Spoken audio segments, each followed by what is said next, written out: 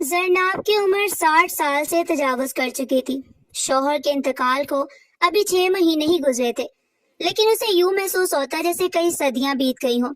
اس کے شوہر نے پوری زندگی سرکاری ملازمت کی تھی۔ وہ ایک ایماندار آدمی تھا۔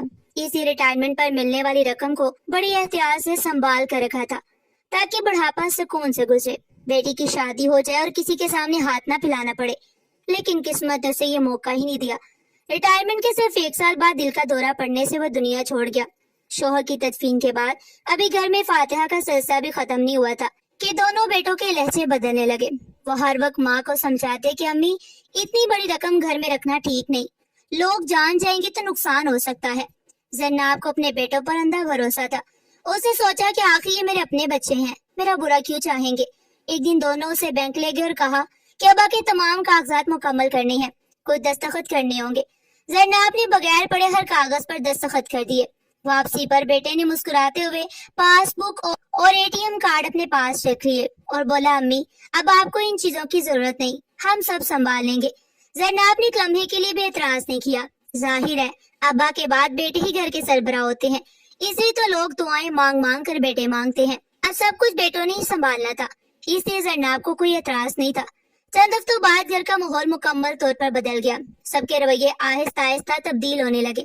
زینب جو خود کو گھر کی مالکن سمجھتی تھی، شوہر کے جانے کے بعد ساری بھاگ دوڑ بہو نے سنبھالی۔ زینب شوہر کی یاد میں اکثر ڈرائنگ روم میں بیٹھی رہتی۔ بہو نے کہنا شروع کر دیا کہ امی ہر وقت ڈرائنگ روم میں بیٹھی رہتی ہیں، مہمان آتے ہیں تو اچھا نہیں لگتا۔ پھر ایک روز دونوں بیٹوں نے فیصلہ سنا دیا کہ پچھلے حصے میں جو پرانا کباڑ رکھنے والا کمرہ ہے، اب وہی امی اور چھوٹی بہن عائشہ کا کمرہ ہوگا۔ عائشہ 25 سال کی تھی۔ وہ تعلیم مکمل کر چکی تھی، مگر باپ کی بیماری اور بھی وفات کی وجہ سے ملازمت نہ کر سکی۔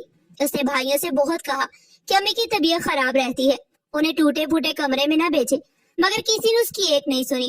کمرے کی چھت جگہ جگہ سے ٹوٹی ہوئی تھی۔ گرمی میں اندر آگ برستی اور بارش میں پانی ٹپکتا رہتا۔ دیواروں میں نمی تھی اور ایک کونے میں پرانا ٹوٹا ہوا فرنیچر اور زنگ آلود بیکار سامان پڑا رہتا۔ زینب نے پہلی رات اسی کمرے میں گزاری اور خاموشی سے آنسو بہاتی رہی۔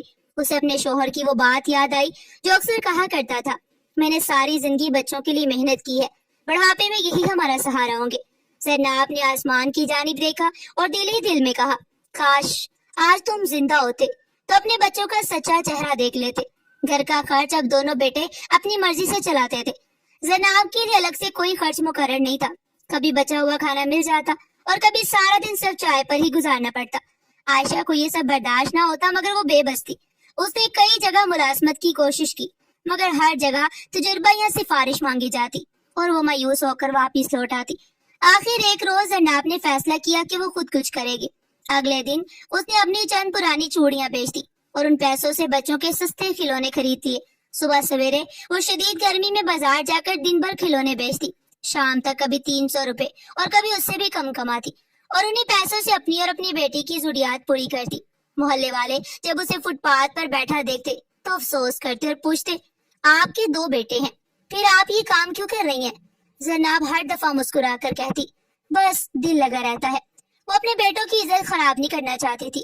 دوسری طرف دونوں بیٹے انہی پیسوں سے نئی گاڑیاں خرید رہے تھے، مہنگے ریسٹورینٹ جاتے، دوستوں کے ساتھ سیر کرتے اور سوشل میڈیا پر خوشحال زندگی کی تصاویریں اپلوڈ کرتے۔ لوگ سمجھتے تھے کہ یہ سب ان کی کامیابی کا نتیجہ ہے، مگر حقیقت تو کچھ اور تھی۔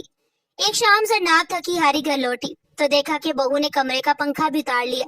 پوچھنے پر جواب ملا، بچوں کے کمرے میں ضرورت ہے، گرمی سے عائشہ کی طبیعت خراب ہو گئی ہے، رات بھر اسے بخار آیا، مگر بھائیوں میں سے کوئی حال پوچھنے بھی نہیں آیا۔ اگلی صبح زینب نے اپنی دوا کے پیسے بچا کر عائشہ کے لیے دوا خریدی، پھر حسب معمول بازار چلی گئی۔ بازار میں چھوٹا سا بچہ روز اسے کھلونا خریدنے آتا تھا۔ اس دن وہ اپنی ماں کے ساتھ آیا۔ بچے نے ضد کی کہ اسے گاڑی چاہیے۔ عورت نے کھلونا خرید لیا، مگر جاتے جاتے زینب کو غور سے دیکھنے لگی۔ اس کی آنکھوں میں حیرت تھی، جیسے وہ زینب کو پہچاننے کی کوشش کر رہی ہو۔ زینب نے اس پر زیادہ توجہ نہ دی اور دوسرے گاہکوں کی طرف متوجہ ہو گئی۔ 2 دن بعد وہی عورت دوبارہ آئی۔ اس نے کچھ دیر خاموشی سے زینب کو دیکھا، پھر آہستہ سے پوچھا، کیا آپ کا نام زینب ہے؟ زینب چونک گئی۔ اس نے حیرت سے عورت کی طرف دیکھا اور آہستہ سے جواب دیا، جی ہاں، مگر آپ کون ہیں؟ عورت کی آنکھیں بھر آئیں۔ اس نے کہا، شاید آپ مجھے نہیں پہچانتی، مگر میں آپ کو کبھی نہیں بھول سکتی۔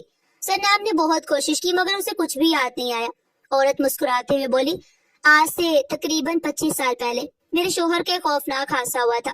ہاسپٹل والوں نے علاج کے لیے فوری رقم مانگی تھی، میرے پاس کچھ بھی نہیں تھا۔ میں ہاسپٹل کے باہر روئے جا رہی تھی، تب آپ اپنے شوہر کے ساتھ وہاں آئی اور میری مدد کی۔ آپ نے اپنی جمع پونجی میں سے اتنی رقم دی کہ میرے شوہر کی جان بچ گئی۔ میں نے آپ کو بہت تلاش کیا مگر آپ لوگ کہیں نہ ملے۔ آج اچانک آپ کو یہاں دیکھا تو یقین نہیں آیا کہ وہی خاتون آج فٹ پاتھ پر کھلونے بیچ رہی ہے۔ زینب خاموش رہی۔ اسے دھندلا دھندلا وہ واقعہ یاد آنے لگا۔ اس نے ہلکی سی مسکراہٹ کے ساتھ کہا، بیٹی وہ تو بہت پرانی بات ہے، احسان نہیں، دوسروں کی مدد کرنی چاہیے۔ عورت نے فوراً اس کا ہاتھ پکڑ لیا۔ اس کی آواز کانپ رہی تھی۔ اس نے کہا، نہیں، آج آپ میرے ساتھ چلیں، میں آپ کو اس حالت میں یہاں نہیں چھوڑ سکتی۔ زینب اپنا ہاتھ چھڑا نہ سکی۔ اس نے اپنا ہاتھ چھڑانے کی کوشش کرتے ہوئے کہا، نہیں بیٹی، مجھے گھر جانا ہے، میری بیٹی میرا انتظار کر رہی ہوگی۔ مگر عورت نے محبت سے اس کا ہاتھ تھامے رکھا اور بولی، آپ نے مجھے بیٹی کہا ہے تو میں نے بھی آپ کو ماں کا درجہ دیا ہے۔ مجھ پر بھروسہ کریں، صرف آدھا گھنٹہ، پھر میں خود آپ کو واپس چھوڑ دوں گی۔ سرناب نے اس کے چہرے پر سچائی دیکھی تو خاموشی سے اس کے ساتھ چل پڑی۔ نہ جانے کیوں اس کے دل میں ایک عجیب سی گھبراہٹ تھی، شاید اس لیے کہ کئی برسوں سے کسی نے اسے محبت اور نرمی سے بات نہیں کی تھی۔ وہ تلخ لہجوں اور بے رخی کی عادی ہو چکی تھی، مگر اسے بالکل بھی اندازہ نہیں تھا کہ جس جگہ وہ جا رہی تھی وہاں پہنچ کر اس کی خاموش زندگی ہمیشہ کے لیے بدلنے والی تھی۔ سرناب خاموشی سے گاڑی میں بیٹھ کے راستے پر اس کے دل میں طرح طرح کے سوال اٹھتے رہے۔ وہ بار بار پوچھتی، بیٹی آخر تم مجھے کہاں لے جا رہی ہو؟ مگر عورت ہر بار مسکرا کر یہی کہتی، تھوڑا سا صبر کریں، سب کچھ خود ہی سمجھ آ جائے گا۔ تقریباً آدھے گھنٹے بعد گاڑی شہر کے خوبصورت علاقے میں واقع ایک بڑی عمارت کے سامنے جا رکی۔ عمارت کے دروازے پر کئی ملازم احترام سے کھڑے تھے۔ جیسی عورت گاڑی سے اتری، سب نے ادب سے سلام کیا۔ زینب حیرت سے یہ منظر دیکھ رہی تھی۔ عورت نے زینب کا ہاتھ پکڑا اور اسے اپنے ساتھ اندر لے گئی۔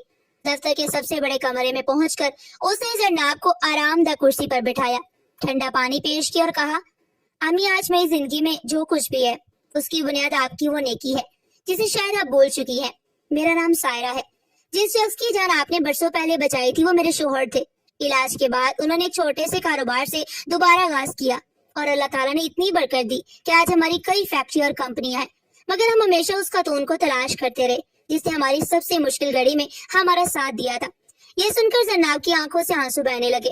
اس نے کہا، بیٹی میں نے تو صرف انسانیت کے ناطے مدد کی، بدلے میں کچھ نہیں چاہا۔ سارا نے محبت سے اس کے ہاتھ تھام کر کہا، اسی لیے اللہ تعالیٰ نے آج مجھے آپ تک پہنچا دیا۔ سارا نے ملازم کو چائے اور کھانا لانے کا حکم دیا۔ زینب نے کئی دنوں بعد سکون سے پیٹ بھر کر کھانا کھایا۔ پھر سارا نے عائشہ سے پوچھا، آپ کی حالت کیسے ہوئی؟ آپ کے شوہر کہاں ہیں؟ آپ کے بچے کیا کر رہے ہیں؟ زینب پہلے تو خاموش رہی مگر سارا کے سار پر اس نے پوری کہانی سنا دی۔ شوہر کی وفات، بیٹوں کی بے وفائی، جمع پونجی پر قبضہ، بینک کی رقم اپنے نام منتقل کروانا، ٹوٹے پھوٹے کمرے میں رہنا اور شدید گرمی میں کھلونے بیچ کر گزارا کرنا۔ اس نے ایک بات سارا کو بتا دی۔ سارا کی آنکھوں میں غصہ اور دکھ ایک ساتھ اتر آئے۔ اسے فوراً اپنے وکیل کو بلایا اور کہا، سب سے پہلے پتہ کرے کہ ان کے ساتھ قانونی طور پر کیا کیا گیا ہے۔ چند گھنٹوں میں تمام کاغذات منگوا لیے گئے۔ وکیل نے دستاویزات دیکھ کر بتایا کہ ریٹائرمنٹ کی پوری رقم زینب بی بی کے دستخط لے کر بیٹوں نے اپنے اکاؤنٹ میں منتقل کروا لی تھی۔ کئی دستاویزات پر دھوکے سے دستخط کروائے گئے۔ وکیل نے صاف کہا، اگر آپ چاہیں تو یہ مقدمہ آسانی سے جیت سکتی ہیں۔ زینب نے آہستہ سے کہا، نہیں بیٹا، میں اپنے بچوں کو جیل نہیں بھیجنا چاہتی، مگر میں اپنی بیٹی کا حق ضرور واپس چاہتی ہوں۔ سارا نے جواب دیا، امی کسی پر ظلم کرنا جتنا بڑا گناہ ہے، ظلم برداشت کرتے رہنا بھی اتنا ہی نقصان دہ ہوتا ہے۔ اسی شام سارا زینب کے ساتھ اس کے گھر پہنچی۔ عائشہ ماں کو نہ دیکھ کر پریشان ہو رہی تھی۔ جیسے اسے اپنی ماں کو دیکھا وہ لپٹ کر رونے لگی۔ سارا نے پہلی بار وہ ٹوٹا پھوٹا کمرہ دیکھا تو اس کی آنکھیں نم ہو گئی۔ دوسری طرف دونوں بیٹے مہنگے صوفوں پر بیٹھے ٹی وی دیکھ رہے تھے۔ انہوں نے سارا کو دیکھا تو حیران رہ گئے۔ سارا نے نہایت سکون سے کہا، آپ دونوں اپنی والدہ سے معافی مانگے اور ان کی تمام رقم اور بینک کی دستاویزات واپس کریں۔ نعمان ہنس کر بولا، آپ کون ہوتی ہیں ہمارے گھریلو معاملات میں بولنے والی؟ دوسرے بیٹے نے بھی سخت لہجے میں کہا، جو ہو گیا سو ہو گیا، اب ہمارے پاس کچھ واپس کرنے کو نہیں ہے۔ سارا نے خاموشی سے اپنے وکیل کا کارڈ ان کے سامنے رکھ دیا اور کہا، کل عدالت میں جواب دے دیجیے گا، اب معاملہ رشتوں کا نہیں بلکہ قانون کا ہوگا۔ یہ سن کر دونوں بھائیوں کے چہروں کا رنگ اڑ گیا مگر وہ خاموش ہے۔ چند ہفتوں بعد عدالت میں مقدمہ شروع ہوا۔ بینک کے ریکارڈ، دستخط، گواہ اور تمام ثبوت پیش کیے گئے۔ حقیقت ایک ایک کر کے سامنے آتی گئی۔ جج صاحب نے واضح الفاظ میں کہا، ایک ماں کے اعتماد کا ناجائز فائدہ اٹھایا گیا ہے۔ عدالت نے زینب کی تمام رقم واپس کرنے مکمل حساب دینے اور اس کے تمام حقوق بحال کرنے کا حکم دے دیا۔ فیصلے کے بعد دونوں بیٹے پہلی بار اپنی ماں کے سامنے سر جھکا کر کھڑے تھے۔ دونوں نے معافی مانگنی چاہی، مگر زینب نے صرف اتنا کہا، تم نے میری دولت نہیں لوٹی تھی، تم نے میرا اعتماد چھینا اور وہ دولت کبھی واپس نہیں آتی۔ سارا نے زینب اور عائشہ کے لیے ایک چھوٹا سا خوبصورت گھر خرید دیا، مگر زینب نے اسے قبول کرنے سے منع کر دیا۔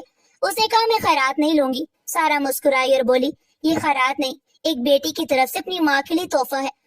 بہت سمجھانے پر زینب مان گئی۔ کچھ ہی مہینوں بعد عائشہ کو سارا کی کمپنی میں اچھی نوکری مل گئی۔ اس نے اپنی محنت سے خود کو ثابت کر دیا۔ زینب نے بھی کھلونے بیچنا چھوڑ دیا، مگر وہ ہر جمعے کو اسی بازار ضرور جاتی جہاں اسے اپنی زندگی کے مشکل دن گزارے تھے۔ وہاں وہ غریب بچوں میں مفت کھلونے تقسیم کرتی اور ہر دفعہ اللہ تعالیٰ کا شکر ادا کرتی کہ اس نے اس کی عزت واپس لوٹا دی۔ دونوں بیٹے اپنی غلطیوں کا بوجھ اٹھائے زندگی گزارنے لگے۔ انہیں اس دن احساس ہوا کہ والدین کی بد دعا سے زیادہ تکلیف دہ چیز ان کی خاموشی ہوتی ہے۔